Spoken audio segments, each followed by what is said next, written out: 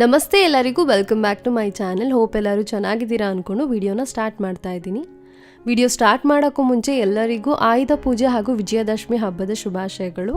Hope ಹಬ್ಬ ಎಲ್ಲರೂ ಚೆನ್ನಾಗೇ ಸೆಲೆಬ್ರೇಟ್ ಮಾಡಿದ್ದೀರಾ ಅಂತ ಅಂದ್ಕೊತೀನಿ.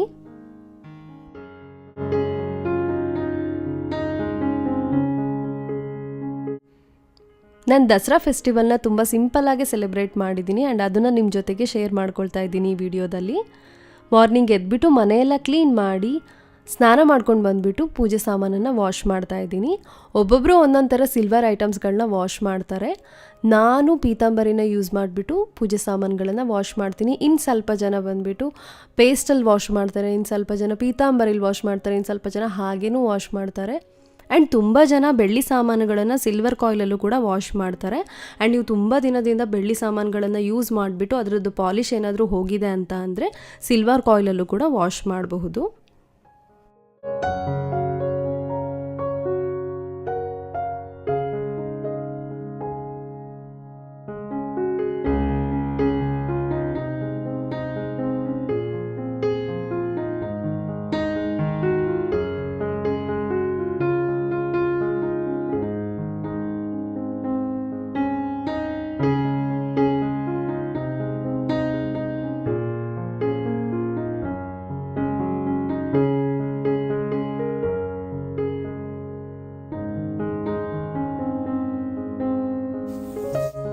ಇಂಡಿವಿಜುವಲ್ ಮನೆ ಎಲ್ಲ ಇದ್ದರೆ ಮನೆ ಮುಂದೆ ರಂಗೋಲಿ ಎಲ್ಲ ಹಾಕಿಬಿಟ್ಟು ಹೂವು ಅಥವಾ ಕಲರ್ಸಲ್ಲಿ ಡೆಕೋರೇಟ್ ಮಾಡಬಹುದು. ಬಟ್ ನಾವಿರೋದು ಅಪಾರ್ಟ್ಮೆಂಟಲ್ಲಿ, ಸೊ ಅದೆಲ್ಲ ನಮಗೆ ಮಾಡೋಕ್ಕಾಗಲ್ಲ. ಸೊ ಹೊಸಲಿಗೆ ಅಲಂಕಾರ ಮಾಡ್ತಾ ಇದ್ದೀನಿ ಅಷ್ಟೇ.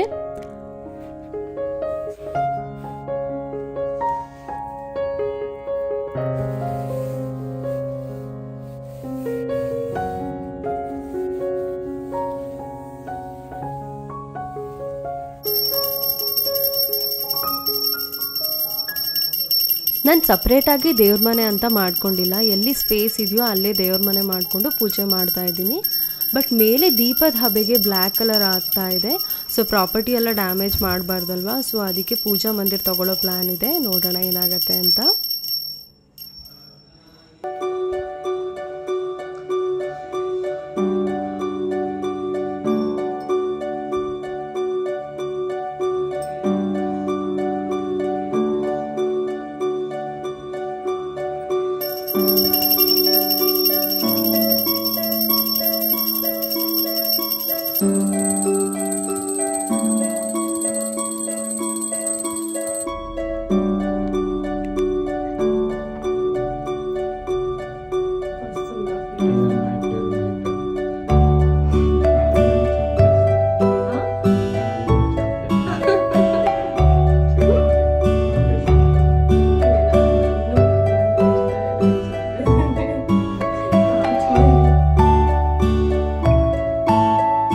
ರಣಧೀರ್ ಒನ್ ಡೇ ಮುಂಚೆನೇ ಹೋಗ್ಬಿಟ್ಟು ಕಾರ್ ವಾಶ್ ಮಾಡಿಸ್ಕೊಂಡು ಬಂದಿದ್ದಾರೆ.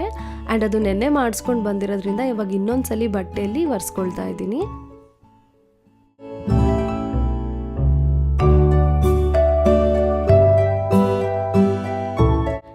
ಇಂಡಿಯಾದಲ್ಲಾದರೆ ಎಲ್ಲರ ಮನೆ ಮುಂದೆ ಗಾಡಿಗಳನ್ನು ತೊಳೆದ್ಬಿಟ್ಟು ಪೂಜೆ ಮಾಡ್ತಾ ಇರ್ತಾರೆ. ಇಲ್ಲೂ ಎಲ್ಲ ಇಂಡಿಯನ್ಸ್ ಅದನ್ನು ಫಾಲೋ ಮಾಡ್ತಾರೆ. ಬಟ್ ಎಲ್ಲ ಇಂಡಿಯನ್ಸ್ ಒಂದೇ ಕಮ್ಯುನಿಟಿಲಿ ಇರಲ್ಲ ಅಲ್ವಾ, ಸೊ ನಮಗೆ ಆ ಫೆಸ್ಟಿವಲ್ ಎನ್ವಿರಾನ್ಮೆಂಟ್ ಮಿಸ್ ಆಗುತ್ತೆ.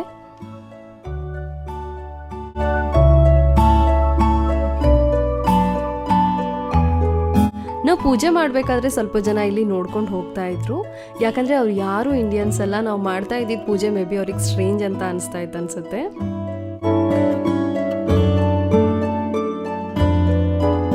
ಆಯುಧ ಪೂಜೆ ಹಿಂದಿನ ದಿನ ರಣಧೀರ್ ಫ್ರೆಂಡ್ಸಿಗೆ ಡಿನ್ನರಿಗೆ ಇನ್ವೈಟ್ ಮಾಡಿದ್ವಿ.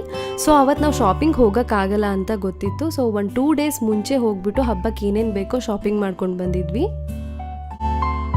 ನಮಗೆ ಇಲ್ಲಿ ಹೂವಿನ ಹಾರ ಎಲ್ಲ ಸಿಗೋದಿಲ್ಲ. ಬೊಕ್ಕೆ ತೊಗೊಂಡು ಬಂದುಬಿಟ್ಟು ನಾವು ಹಾರ ಮಾಡ್ಕೊಬೇಕು.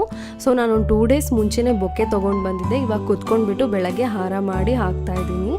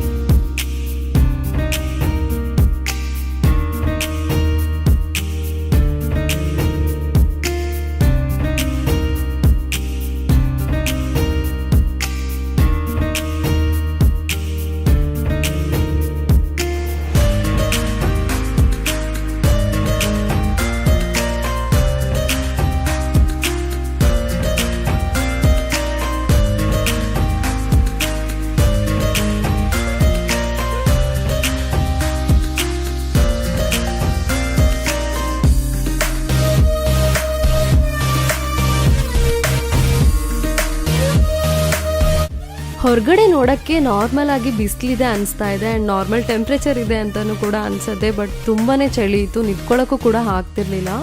5 ಡಿಗ್ರಿ ಸೆಲ್ಸಿಯಸ್ ಇತ್ತು ಟೆಂಪ್ರೇಚರ್ ಹೊರಗಡೆ. ಆ್ಯಂಡ್ ಇದು ಫಾಲ್ ಸೀಸನ್ ಆಗಿರೋದ್ರಿಂದ ಎಲ್ಲ ಮರದ ಎಲೆಗಳು ಯೆಲ್ಲೋ, ರೆಡ್, ಬ್ರೌನ್ ಈ ಥರ ಡಿಫ್ರೆಂಟ್ ಕಲರಲ್ಲಿರುತ್ತೆ. ಆ್ಯಂಡ್ ಇದು ನೋಡೋಕ್ಕೆ ತುಂಬಾ ಚೆನ್ನಾಗಿ ಕಾಣಿಸುತ್ತೆ. ಕ್ಯಾಮ್ರಾದಲ್ಲಿ ಹೇಗೆ ಕಾಣಿಸ್ತಿದೆಯೋ ಗೊತ್ತಿಲ್ಲ, ಬಟ್ ರಿಯಲಾಗಿ ತುಂಬಾ ಚೆನ್ನಾಗಿ ಕಾಣಿಸುತ್ತೆ.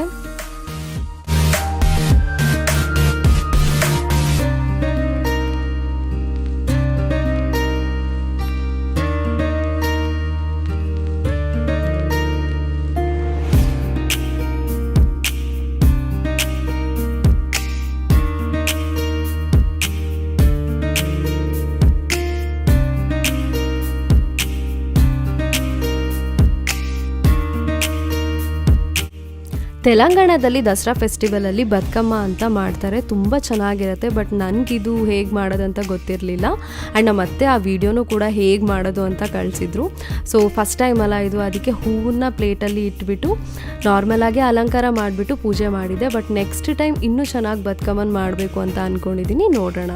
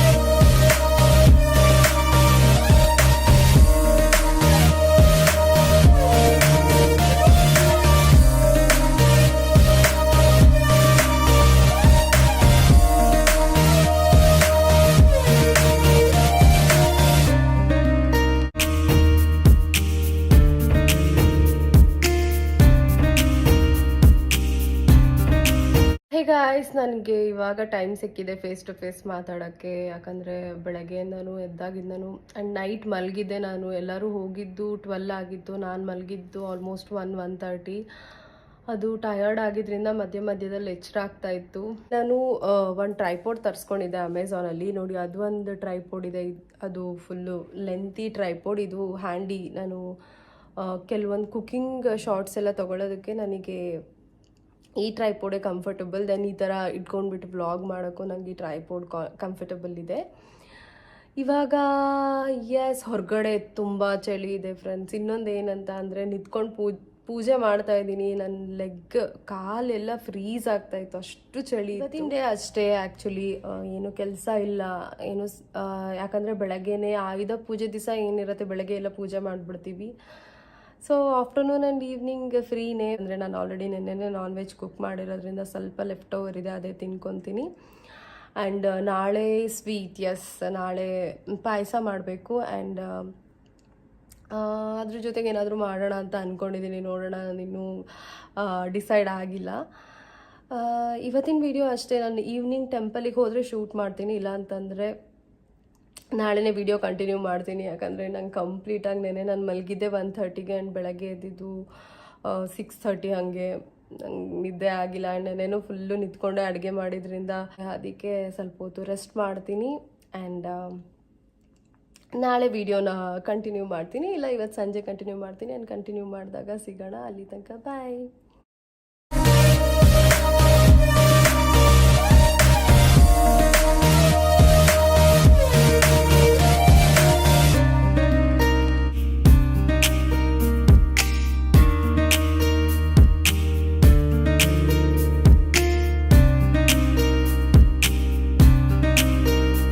ಇವಾಗ ಟೈಮ್ 5:30 ಆಗಿದೆ. We are eating ice cream.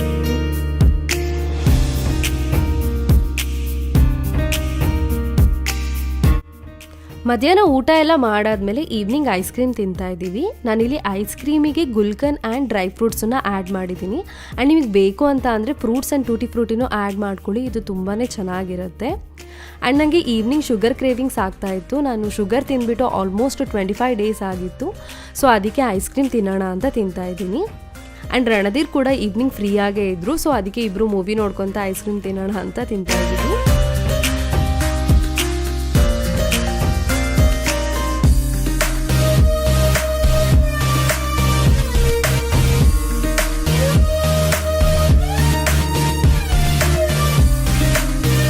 Early the next morning.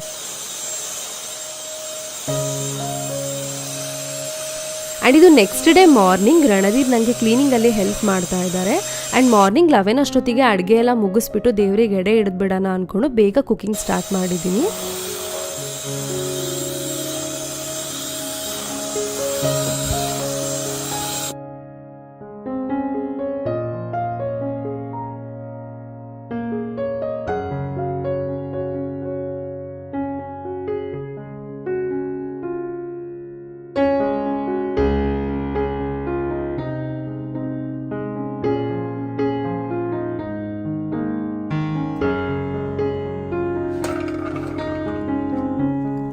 ಕಡಲೆಕಾಳು ಉಸುಳಿಗೆ ಕಡಲೆಕಾಳನ್ನೇ ಯೂಸ್ ಮಾಡ್ತಾರೆ, ಬಟ್ ನಾನು ಆಲ್ರೆಡಿ ಕಾಬೂಲ್ ಕಡಲೆನ ನೆನೆಸಿಟ್ಟಿದ್ದೆ, ಮೊಳಕೆ ಕೂಡ ಬರ್ತಾ ಇತ್ತು. ಸೊ ನಾನಿವತ್ತು ಉಸುಳಿಗೆ ಕಾಬೂಲ್ ಕಡಲೆನ ಯೂಸ್ ಮಾಡ್ತಾ ಇದ್ದೀನಿ.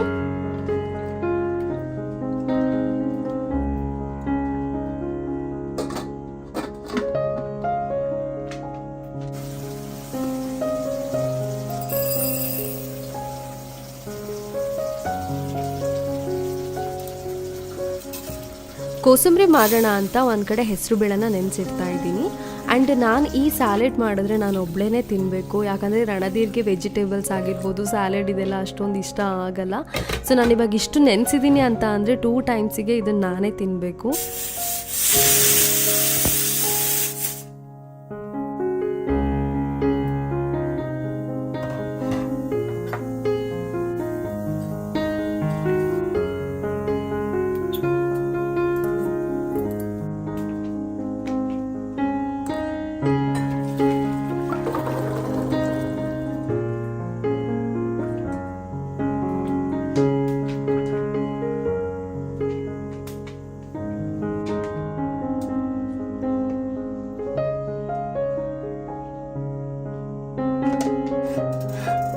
ಸ್ವೀಟ್ಗೆ ಶಾವಿಗೆ ಪಾಯಸ ಮಾಡ್ತಾ ಇದ್ದೀನಿ. ಸೊ ಪಾಯಸಕ್ಕೆ ಬಾದಾಮಿ, ದ್ರಾಕ್ಷಿ, ಗೋಡಂಬಿನ ತುಪ್ಪದಲ್ಲಿ ಹುರ್ಕೊಳ್ತಾ ಇದ್ದೀನಿ.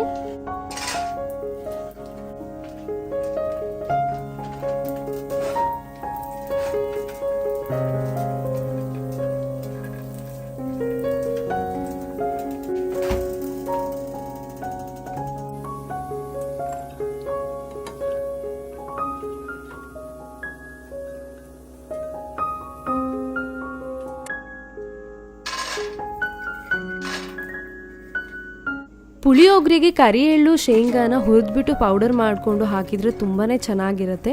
ಬಟ್ ನನ್ನ ಹತ್ರ ಕರಿ ಎಳ್ಳು ಇರಲಿಲ್ಲ, ಸೊ ಅದಕ್ಕೆ ನಾನು ಬಿಳಿ ಎಳ್ಳನ್ನೇ ಹುರ್ಕೊಂಡ್ಬಿಟ್ಟು ಪೌಡರ್ ಮಾಡ್ಕೊಂಡು ಹಾಕ್ತಾ ಇದ್ದೀನಿ. ಆ್ಯಂಡ್ ಇದು ಕೂಡ ತುಂಬಾ ಚೆನ್ನಾಗಾಗಿತ್ತು.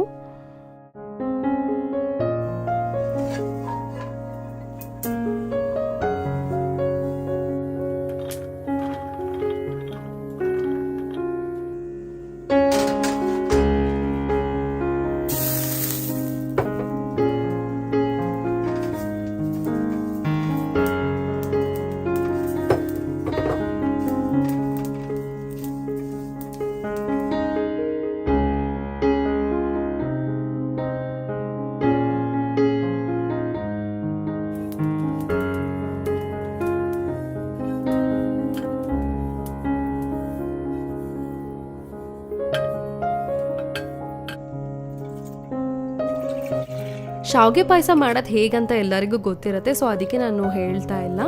ಆ್ಯಂಡ್ ರಣಧೀರ್ಗೆ ಶಾವಿಗೆ ಪಾಯಸ ಅಂತಂದರೆ ತುಂಬಾ ಇಷ್ಟ, ಸೊ ಅದಕ್ಕೆ ಶಾವಿಗೆ ಪಾಯಸನೇ ಮಾಡ್ತಾ ಇದ್ದೀನಿ.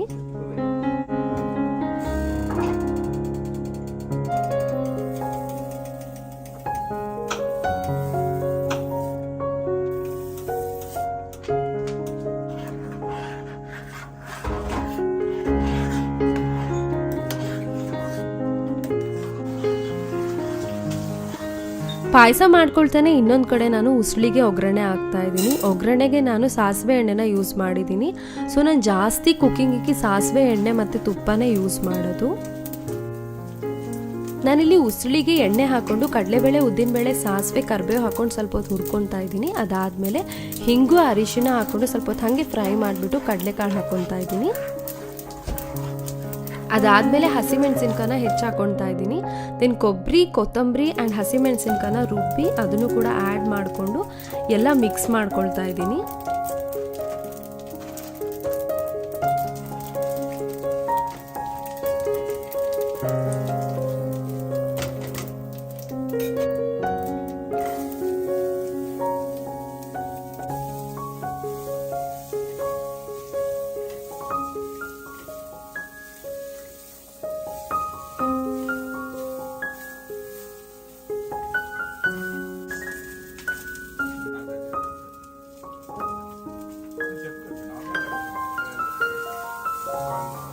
ಮಧ್ಯದಲ್ಲಿ ಉಪ್ಪನ್ನ ಹಾಕ್ಕೊಂಡಿದ್ದೀನಿ, ಬಟ್ ಶೂಟ್ ಮಾಡೋದು ಮರ್ತೋಗಿದೆ. ಸೊ ಉಪ್ಪನ್ನು ಕೂಡ ಹಾಕ್ಕೊಬೇಕು. ಎಲ್ಲ ಆದಮೇಲೆ ಲಾಸ್ಟಿಗೆ ಕೊತ್ತಂಬರಿ ಸೊಪ್ಪನ್ನ ಹೆಚ್ಕೊಂಡು ಹಾಕ್ಕೊಂಡು ಅದನ್ನು ಕೂಡ ಮಿಕ್ಸ್ ಮಾಡ್ಕೊಬೇಕು.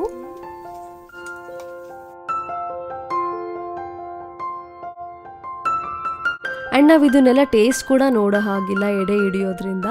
ಸೊ ಎಡೆ ಎಲ್ಲ ಮಾಡಾದ್ಮೇಲೆ ಏನೇನು ಹೆಚ್ಚು ಕಡಿಮೆ ಆಗಿದೆಯೋ ಎಲ್ಲ ನೋಡಿಕೊಂಡು ಊಟ ಮಾಡೋಕ್ಕೂ ಮುಂಚೆ ಆಲ್ಟ್ರೇಷನ್ ಮಾಡ್ಕೊಂಡು ತಿನ್ನಬೇಕಾಗತ್ತೆ.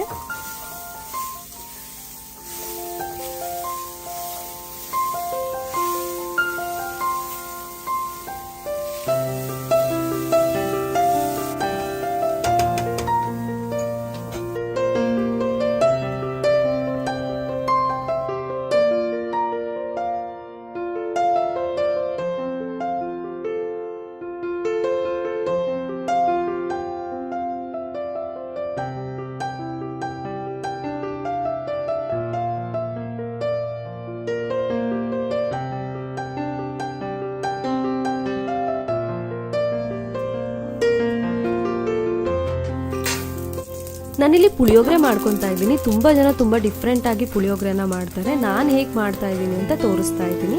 ನಾನಿಲ್ಲಿ ಎಣ್ಣೆ ಹಾಕ್ಕೊಂಡ್ಬಿಟ್ಟು ಸಾಸಿವೆ, ಕಡಲೆಬೇಳೆ, ಉದ್ದಿನಬೇಳೆ, ಹೆಸರುಬೇಳೆ, ಶೇಂಗಾ, ಒಣಮೆಣಸಿನ್ಕಾಯಿ, ಕರಿಬೇವನ್ನ ಹಾಕ್ಕೊಂಡು ಫ್ರೈ ಮಾಡ್ಕೊತಾ ಇದ್ದೀನಿ.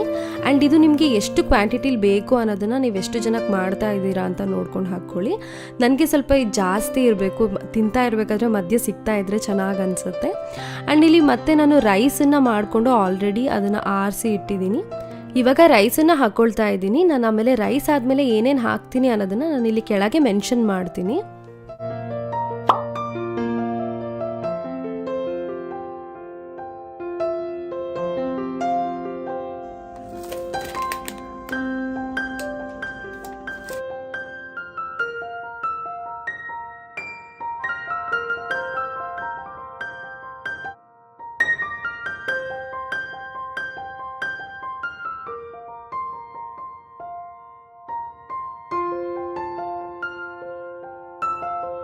ಪುಳಿಯೋಗರೆನ ಬಿಸಿ ಬಿಸಿ ಆಗಿದ್ದಾಗಲೇ ತಿಂದರೆ ತುಂಬ ಚೆನ್ನಾಗಿರುತ್ತೆ. ಆ್ಯಂಡ್ ಪುಳಿಯೋಗರೆ ಅಂದಿದ ತಕ್ಷಣ ನನಗೆ ದೇವಸ್ಥಾನದ ಪುಳಿಯೋಗರೆನೇ ನೆನಪಾಗುತ್ತೆ. ಆ್ಯಂಡ್ ಆ ಪುಳಿಯೋಗರೆ ಮುಂದೆ ನಾವು ಮಾಡೋ ಪುಳಿಯೋಗರೆ ಏನೂ ಅಲ್ಲ.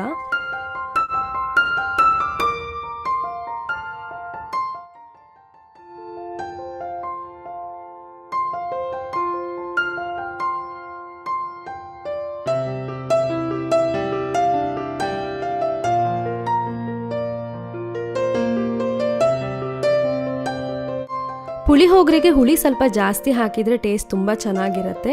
ಆ್ಯಂಡ್ ನಾನು ಇದೇ ಪುಳಿಯೋಗರೆಗೆ ರೈಸ್ ಬದಲು ಅವಲಕ್ಕಿ ಹಾಕ್ಕೊಂಡು ತಿಂತೀನಿ. ನೀವು ಯಾರಾದರೂ ಡಯಟಲ್ಲಿ ಇದ್ದೀರಾ, ರೈಸ್ ತಿನ್ನಲ್ಲ ಅನ್ನೋರು ಅವಲಕ್ಕಿನೂ ಕೂಡ ಹಾಕ್ಕೊಂಡು ತಿನ್ಬೋದು, ತುಂಬಾ ಚೆನ್ನಾಗಿರುತ್ತೆ.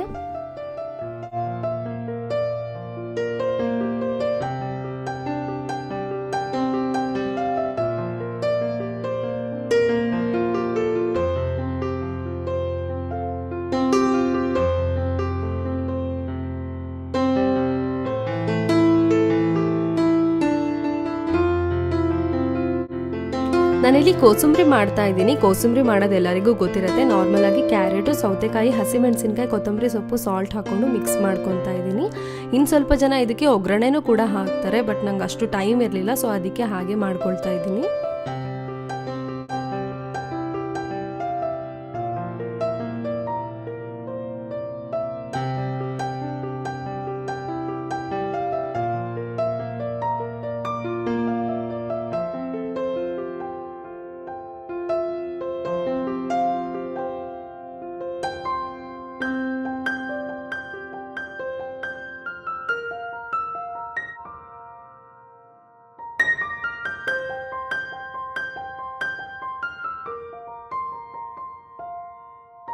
ನನಗೆ ಈ ಸಲ ಬಾಳೆದೆಲೆ ಸಿಗಲಿಲ್ಲ, ಸೊ ಅದಕ್ಕೆ ನಾನು ಬೌಲಲ್ಲೇ ಇಟ್ಬಿಟ್ಟು ದೇವರಿಗೆ ಎಡೆ ಹಿಡಿತಾ ಇದ್ದೀನಿ. ಆ್ಯಂಡ್ ಇಲ್ಲೆಲ್ಲ ಬಾಳೆದೆಲೆ ಸಿಗೋದು ತುಂಬಾ ಕಷ್ಟ. ಒಂದೊಂದ್ಸಲಿ ಸಿಕ್ಕಿದ ಬಾಳೆ ಎಲೆನೂ ಕೂಡ ಚೆನ್ನಾಗಿರಲ್ಲ, ಹಾಳಾಗಿಬಿಟ್ಟಿರುತ್ತೆ.